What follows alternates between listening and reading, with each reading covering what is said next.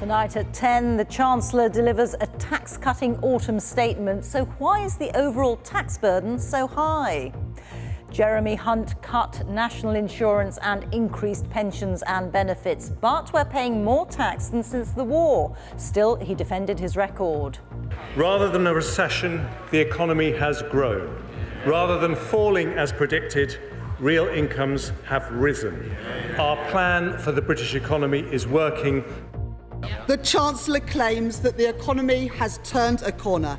Yet the truth is that under the Conservatives, growth has hit a dead end. Yes.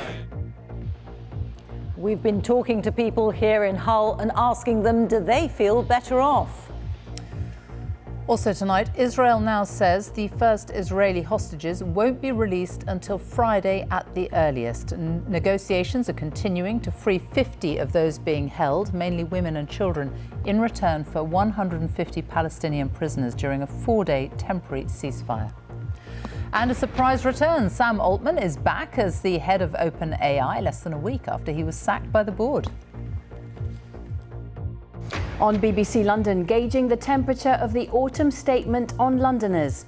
And what next for Wimbledon as planners reject part of the scheme to expand the club.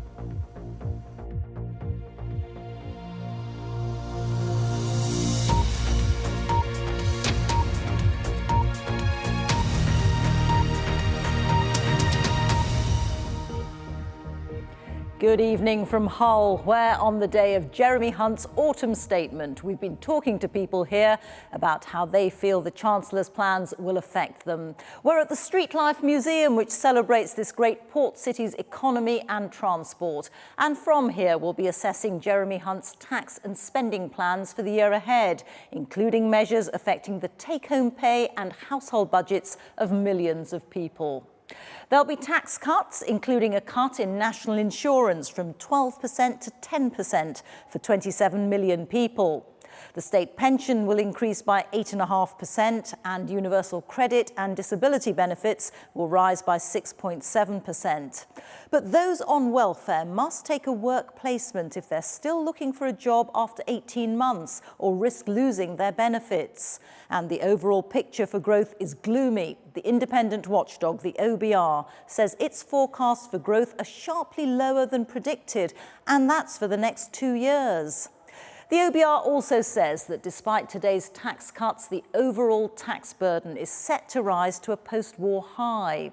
Labour says growth has hit a dead end under the Tories and that tax cuts would not remotely compensate for hikes already put in place.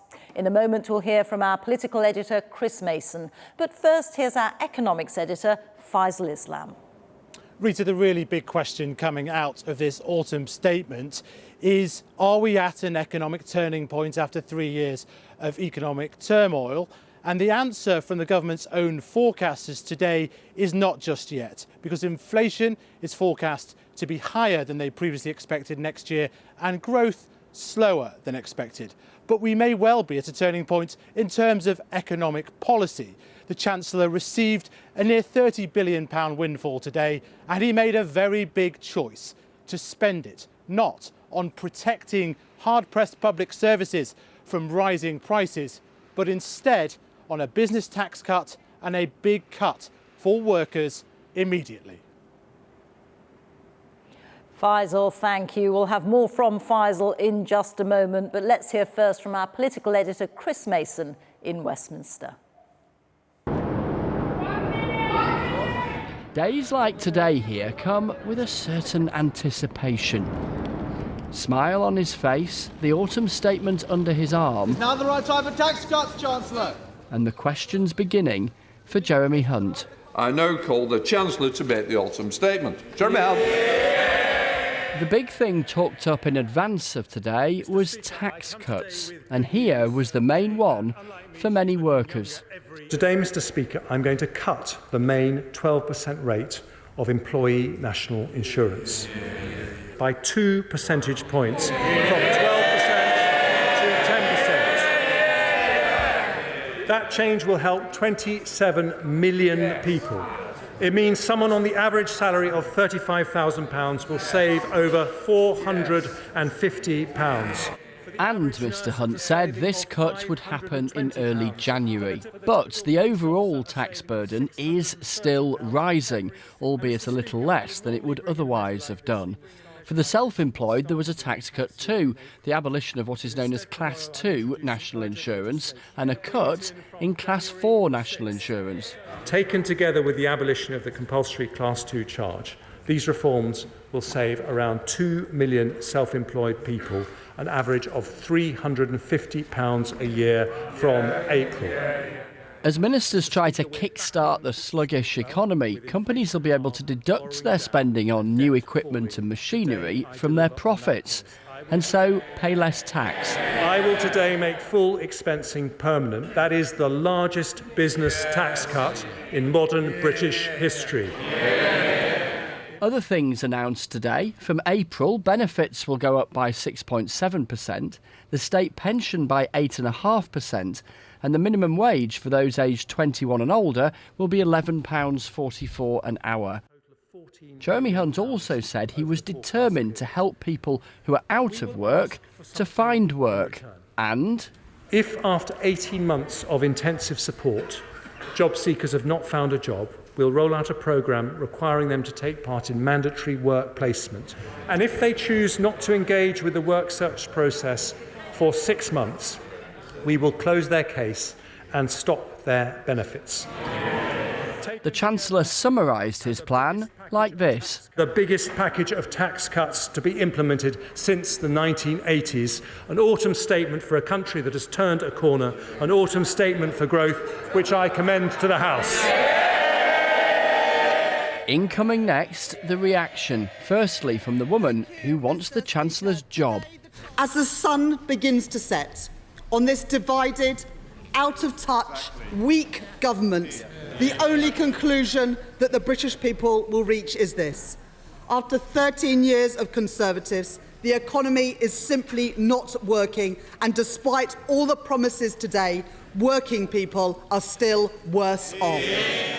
And the wider debate is now getting underway. Things are still getting worse for people. Inflation is still more than double the target that it should be. And that means prices and costs for people in their homes are still going up day by day. This statement is a deception from the Chancellor after years of unfair tax hikes. Under this Conservative government, economic growth is flatlining and public services are on their knees. Chancellor, thanks for having us in the Treasury. For all the talk today of tax cuts, living standards have fallen by more than at any point since records began, and the tax burden is still going up every year. That's the blunt truth, isn't it? Well, we did have to put up taxes. I've never shied away from saying that, but I think it was right to support families who are suffering because of the energy crisis and to support businesses through the pandemic. You say that the country has turned a corner, that the economy is turning a corner, but is that how people feel? Well, I think people are feeling bruised. We had a once-in-a-century pandemic. We had a 1970s-style oil shock. And what we've tried to do is to support families. For the Chancellor and the Prime Minister, against a tricky economic and political backdrop, the task now, selling their plan.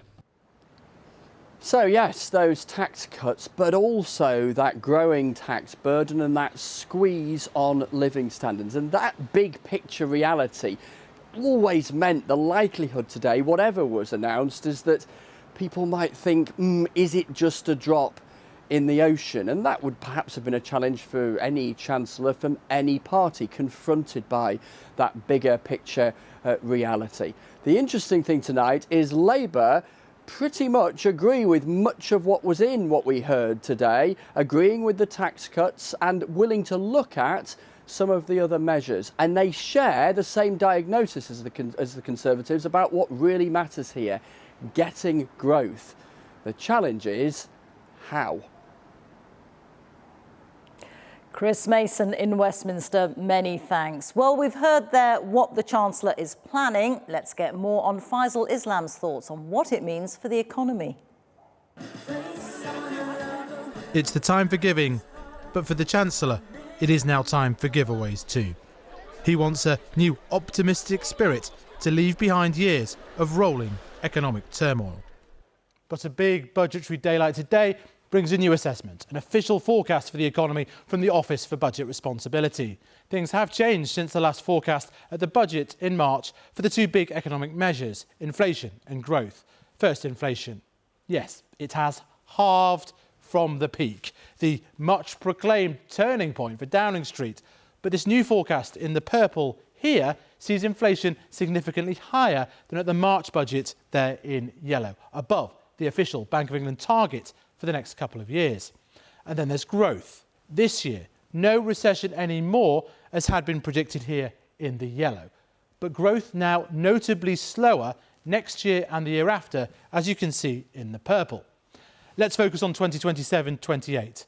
The forecast says the Chancellor had £27 billion more room for manoeuvre to hit his own self-imposed borrowing limits, what the OBR calls a windfall. The big decision here is almost all of this is spent not on increasing public services in line with prices, but principally on these two big tax cuts. £9 billion for 2 percentage points off national insurance and £11 billion for a business investment tax cut. They are big, designed to boost the economy long term. But for context, in the same document, the OBR says that previous decisions to freeze income tax thresholds will raise a remarkable £43 billion in that same year, basically the source of the windfall. The OBR's chief says the room for immediate tax cuts essentially comes from a post-election squeeze on public services. Real government spending is actually £20 billion lower than it was in our March forecast because inflation is much higher, but the Chancellor hasn't really added substantial sums to departmental budgets. That means that spending on public services is £20 billion lower, and that provides kind of a dividend to the public finances, which he's used in order to reduce people's taxes by roughly the same amount. The bigger picture for the Chancellor is that this is a grand reforming business-friendly budget with over 100 measures designed to boost growth from planning to pylons. Some are politically challenging, but even then, these tend to take years to boost investment and then growth. So this was a longer-term plan to escape a low-growth trap, tied together with a more upfront attempt at modest, festive and, of course, pre-election cheer. For the Chancellor, this tax cut is light at the end of the economic tunnel, but it is a partial rebate of recent massive tax hikes and may come with a sting in the tail for public services. Our economics editor Faisal Islam there. Well, let's have a look at some of the other announcements made by the Chancellor today. And there'll be a freeze on alcohol duty until the 1st of August, but tobacco duty has been put up by 10%. A consultation on giving people one pension pot for life, which Jeremy Hunt says could help unlock an extra £1,000 a year in retirement savings. And a commitment to reform the planning system to allow for faster planning applications. Mr Hunt confirmed the national living wage will rise by more than £1 to £11.44 an hour. And he also made permanent a tax break for businesses that allows them to save on corporation tax by investing. Business rate relief will also be extended for many small firms, including pubs and other hospitality businesses. Well, our cost of living correspondent, Coletta Smith, joins me now. And Coletta, what impact will all this have on households? Well, the Chancellor, Reeta, is banking on that big economic growth. But even if that happens, there's always a time lag before people will feel that benefit within their household finances. I spend my days talking to people already struggling with the cost of living, those basic household costs, their mortgages, their rents, their rising food bills. In fact, one person said to me last week, there is simply more month than money. I've been spending the day here in Hull today, finding out what impact the changes announced today will have on people's finances. To £221.20 a week. Pensions will increase in the spring, which is a relief for June. Oh yes, I'm sure it'll make a difference. My husband's not very well and I feel that he needs good food. What I would like to know is, will there be help for his old age pensioners before April? Today is a big relief for pensioners. Sticking to that triple lock will mean an extra £17 or so a week in their pockets, which is the difference between a food bill or an extra energy top-up. Will make a big difference to a lot of households, but it only kicks in from April. Pensioners will still get that winter fuel payment, but last year the government gave an extra £400 to every household, and this year they've said that's not going to happen. Today, the Chancellor stuck to his guns, which means that for June and 12.5 million other pensioners like her, it could still be a difficult few months. It's a different look for businesses. Despite trims in some taxes, paying her staff higher wages is Sarah's biggest concern. The energy bills are still sort of hammering us in the VAT, the tax mainly. So if they brought that down, then I would love to bring another member of staff in and to train them, but it's again the wages, you know, at what point do you say I can't afford to pay you anymore? So what I want to know is, where am I going to get the extra money to pay my staff more? An increase in the minimum wage and a 2% cut in national insurance will mean lots of households have a bit extra to cover those increasing bills that we're facing every time we go to the tills. The problem is businesses are going to have to find that money to pay for those wage increases from somewhere. So we're likely to see those price hikes carrying on for the months ahead.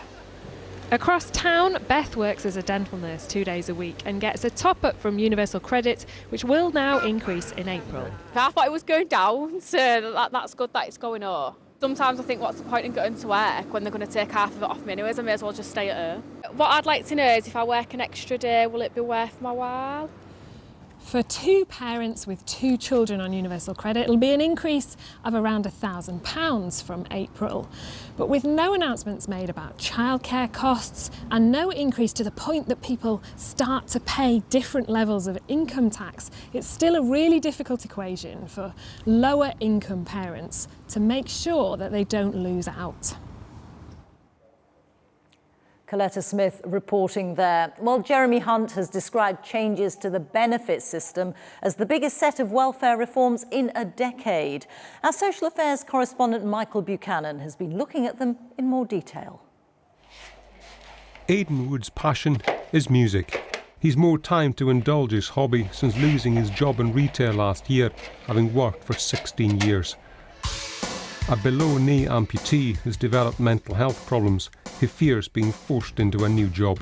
I can't be a productive member of society in terms of holding down a job. So if I'm forced into a work placement and inevitably get sacked, I'm then going to be sanctioned for it through no fault of my own.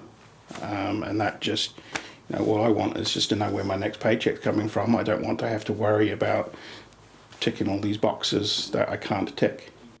People like Aidan will not lose their current health benefit, but from 2025, new claimants with similar conditions will face a very different regime.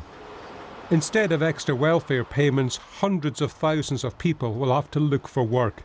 They'll be offered tailored support, including, for instance, talking therapies for psychiatric conditions. If they can't find a job, they could be forced to undertake work experience. And if they don't comply, they might lose their benefits, including free prescriptions. Every year, we sign off over 100,000 people onto benefits with no requirement to look for work because of sickness or disability. That waste of potential is wrong economically and wrong morally. Some charities say threatening people into work is the wrong approach, but the reforms could see 50,000 people move off benefits and into work by the end of the decade.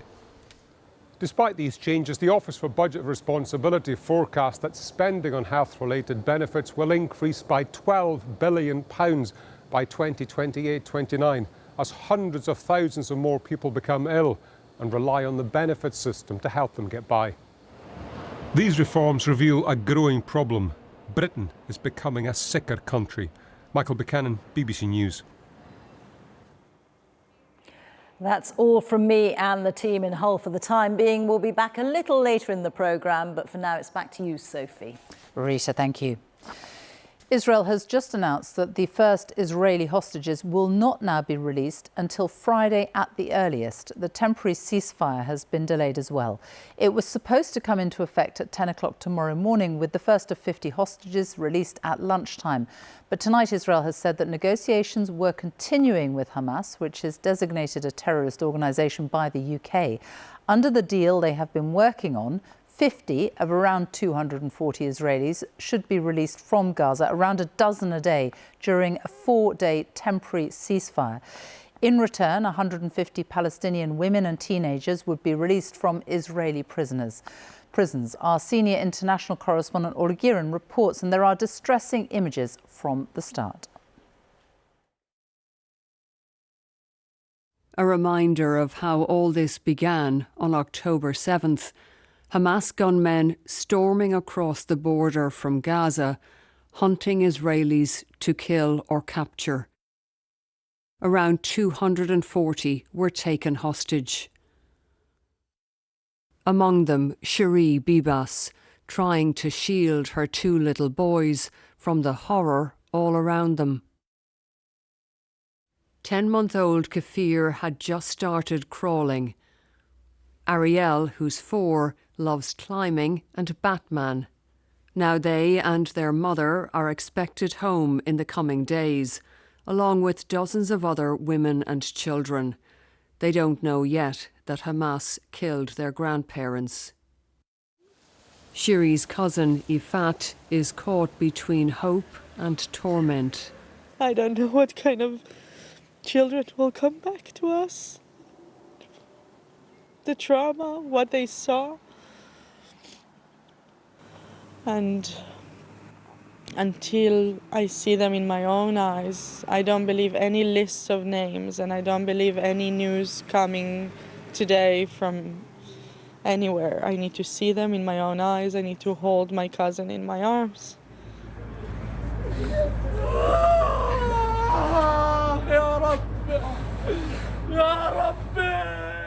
But for many in Gaza, just the anguish of goodbye. Hassan Halousa lost his niece, 3 brothers and his grandmother. Relatives say they were killed by an Israeli airstrike on a residential building. Gaza is teeming with grief and desperation. This was the struggle for a few bottles of water. The truce will clear a path for hundreds of trucks carrying food, fuel and medical supplies. For now, Gaza keeps burying its dead, with more than 100 bodies in this mass grave. The next few days may bring quiet, but Israel and Hamas have said that after the truce, the war will resume. Ola, we have just heard a short time ago that the hostages will not now be released until Friday at the earliest. No temporary ceasefire until then either. What more can you tell us about this delay tonight?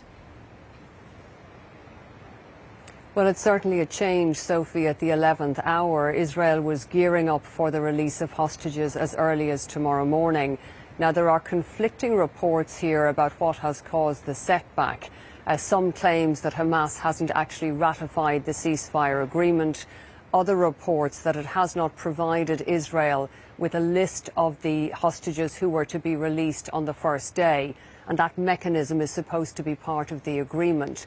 Now, a government source has told me in the last 10 minutes that they believe these are relatively minor issues which need to be ironed out, and that they would be ironed out tomorrow. Now, that suggests that things would be back on track on Friday if that is the case. But what we can say for certain is that this will be an awful blow to the families. They've been waiting almost 50 days, hoping that tomorrow was finally going to bring a moment of hope. Now back once again, they have to deal with uncertainty. And I think many of them will feel they will only believe this deal is happening when they see it. Ola Girin, thank you. The mother of one of the 4 teenagers who were found dead in a car in North Wales says she feels like she's in a nightmare she can't wake up from. The bodies of Jevon Hurst, Harvey Owen, Will Fitchett and Hugo Morris were discovered yesterday. The friends from Shropshire had gone on a camping trip at the weekend. Here's Phil Mackey. Today the news began to sink in Lanfrothen, near where the crash happened. It was a moment to reflect. 4 young lives lost in a crash in a remote corner of North Wales. College friends from Shrewsbury, Jevon Hurst, Harvey Owen, Wilf Fitchett and Hugo Morris went on a weekend camping trip but never came back. A candle marked the spot where their silver Ford Fiesta left the road. It was found upside down and partially submerged. In Shrewsbury, friends who are unused to bereavement are struggling to deal with the feelings that go with it. It doesn't feel real to think that they're not going to be here anymore. Yeah, it's just a horrible feeling all around, knowing that some lads who I was so close to, seeing almost every single day, I'll never see again, never hear their voice again. It's a horrible feeling. You've got to just continue to try and make the most without them and just make something good out of this horrible time. The steps at the college the boys attended have become a makeshift shrine during the day. We've seen lots of students coming along arm in arm, many of them in tears, clearly struggling with what's happened, and the college has said it's been offering them support. Writing on her business's Facebook page, Harvey Owen's mum Crystal said, "I feel like I'm in a nightmare I wish I could wake up from, but I'm not." The restaurant where Harvey worked has paid tribute too, calling him easygoing, warm, funny, gentle, bright, hardworking and humble. Tonight, the tributes are growing and the boys' hometown is in mourning. Phil Mackey, BBC News, Shrewsbury. 4 men have been jailed for life with minimum terms of at least 41 years for the murder of a woman in Liverpool. Ashley Dale, who was 28, was shot with a machine gun at her home in August last year. James Whittam, Joseph Pears, Neil Barry and Sean Zeiss were convicted at Liverpool Crown Court. The world's leading artificial intelligence company, OpenAI, says its co-founder, Sam Altman, is back as CEO just 5 days after he was sacked by the board. He was reinstated after almost all of the company's 770 staff signed a letter demanding his return. Here's our technology editor, Zoe Kleinman. It's been a popcorn-grabbing boardroom drama. Even ChatGPT failed to predict this. Ask the bot what would happen if Sam Altman was fired, and it says there would likely have been contingency plans. In reality, OpenAI's plan, if there was one, has been in freefall for the last 5 days. On Friday, he was fired as CEO. We still don't know why. Over the weekend, staff said they wanted the boss back. By Monday, OpenAI investor Microsoft had offered Sam Altman a new job, but the majority of OpenAI staff signed a letter threatening to quit if he wasn't reinstated. Microsoft told those staff they could also jump ship. Today, Sam Altman is back where he started, OpenAI CEO. I do think that's the bit that was the most extraordinary, is just how dramatic it seemed, how reactionary everything seemed to be playing out, how much this came down to personalities as well. And that's the part that is probably disheartening, because Silicon Valley probably gets a bad rap for that as it is.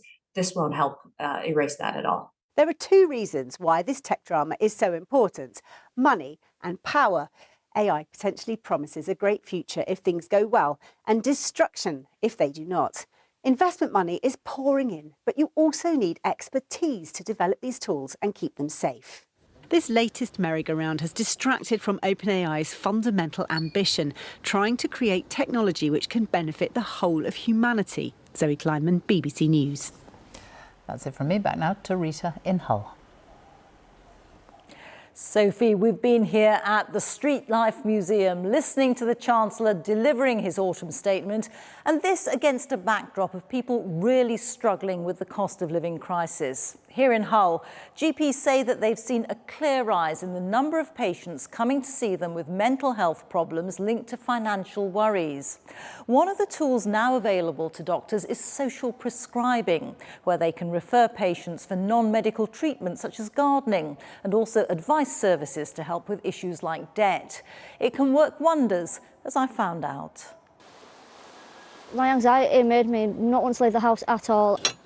I was feeling sick, anxious of everything around me. Yeah, I used to cry quite a lot because it's I felt like it was running my life, like I can't do anything. Katie found herself in her mid-30s dealing with a series of personal tragedies. The obvious person to turn to was the doctor for medication. A lot of it was worry about financial issues, like how am I going to pay my rent, how am I going to eat, how am I going to feed the cats, anything and everything just got me down. It wasn't just the GP who helped her. He referred Katie to an NHS social prescriber. Follow us down to the room. Yeah, not a problem. Yeah. Someone who could help her in all areas of her life, with her gambling addiction, with managing her finances, even helping her leave the house. She gave me the confidence to go out and do things, and instead of just being stuck depressed. I did have a scratch card addiction, which was struggling, and I shouldn't have done that. But I've stopped that. I've stopped my online gambling as well. So that's helped better as well, because they've helped me here, you see. They've helped me, you know, financially of what to do, of how to stop my gambling.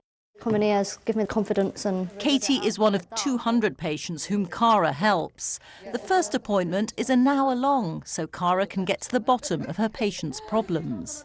Probably 90% of the time of the patients that I'm seeing is they are struggling with a mental health of some sort, generally anxiety, depression, stress, finances. For a lot of people at the minute with the cost of the living crisis, it's impacted so many people, and again that interlinks them with mental health problems.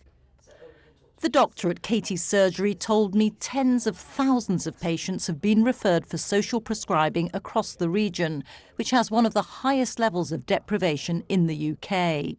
Ultimately, it means fewer visits to the doctor and less pressure on the NHS. So one of the benefits might be that patients who frequently attend or access services, because they're unsure of where to go to solve some of these difficulties, will actually, if those needs are getting addressed, will attend less frequently. I feel more like I can go out. And for Katie, it's been life-changing. So I've not actually had to visit my GP for a while because it's like helped me. Like I said, mental and physical health. I've not had to really go to the doctor to get any help for anything. So you've got your life back on track? A lot better, yeah. A happy outcome for Katie. Well, Coletta's back with me. Coletta, so many facts and figures today, but are people going to feel better off?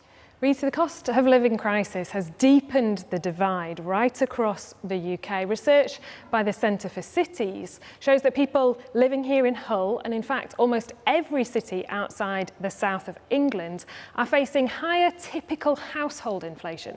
And that's because they're starting on typically lower average incomes. Then they're facing more car dependency, so are depending on fuel costs more, and spending more of their income on energy prices too. That means that the benefits that the Chancellor's been talking about today, those extra boosts, are going to take a lot longer to be felt everywhere outside of London. OK, many thanks. Coletta Smith there. Time for a look at the weather now, and Louise is here with me in Hull. Louise. Thanks, Rita. We've been lucky here in this beautiful museum today because it's been very grey and gloomy outside, I can tell you.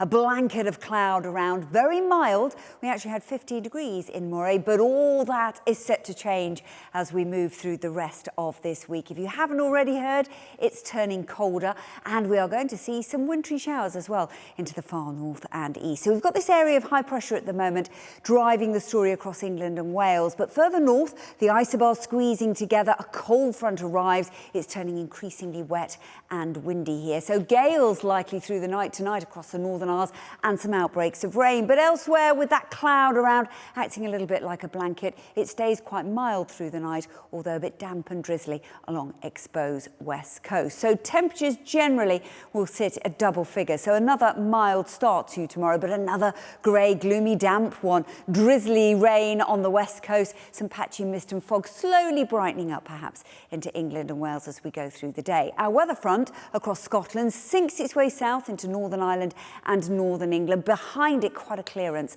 Some sunshine coming through, but windy with it. Gales in the far north and a few scattered wintry showers developing, and those temperatures really down here. So 3 to 7 degrees in northern and central Scotland. Further south of that weather front, we still just about manage to keep double figures, but the front sinks its way steadily south and east. Not much rain on it as it does so. Behind it, it's going to open the back door and allow this cold Arctic air to push across the country. So Friday will be sunnier, it will be colder, and it will certainly be windy with it. And you factor in the strength of that wind, it really will feel quite chilly. But the winds fall light. Saturday starts off cold, crisp and frosty, but there will be some sunshine with it. However, by Sunday, we get to see the chance of more rain to come. Reeta. Louise, thank you. And that is tonight's BBC News at 10. But the news continues here on BBC One. Now it's time to join our colleagues for the news where you are. From all of us in Hull, good night.